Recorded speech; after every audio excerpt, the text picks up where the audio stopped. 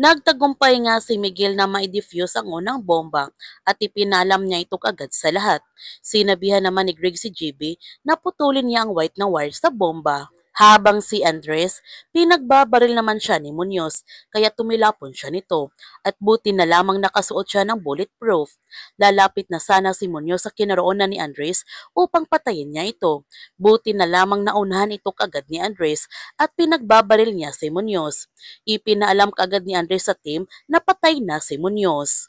Nakita naman ni GB ang pangalawang bomba, kaya pinutulan niya kaagad ang wire nito.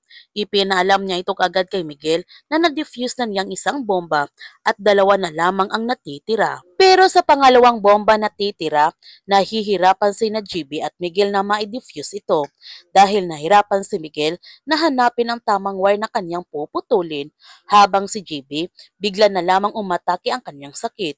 Kaya natatakot sina Max, Gab at Tomas kasi malapit ang oras na sumabog ang bomba. Ngunit nagawa naman nila GB at Miguel na ma-defuse ang bomba kaya nakahinga sila na maluwag nito. Samantala, ipinaalam kaagad ni Greg sa kanyang team na dumating na ang mga militar. Kailangan na nilang lumabas kaagad at huwag itong magpahalata. Kaya nagmamadali na nga ang team papunta sa tunnel para makalabas na sila nito. Sa kanilang pagdating sa tent, iniligpit na nila kaagad ang kanilang mga gamit. Iniimbisigahan naman ng mga militar kung anong nangyari sa loob ng hotel at kung sino itong grupo na nagligtas sa mga hostages. Sa kanilang pagdating sa bahay ni Greg, makikita mo sa kanilang mga mukha na sobra itong pagod sa kanilang misyon. Sinabihan naman ni Greg ang kanyang team na congratulations dahil nagtagumpay sila sa kanilang misyon. Pagkatapos, nagliligpit na sila ng mga gamit para umuwi na sila nito. Kinausap naman ni Greg si GB at sinabihan niya ito na nakita niya sa hotel kanina si Diamond Escalera. Hindi niya alam kung anong ginagawa ni Diamond doon. Hinahabol ba sila nito dahil sa pagkamatay ni Timor?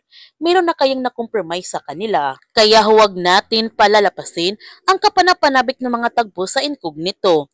Kung bago ka pa channel ko, don't forget to like, subscribe, and click notification bell para palagi kang updated sa mga videos in-upload ko. Thank you for watching and God bless to everyone.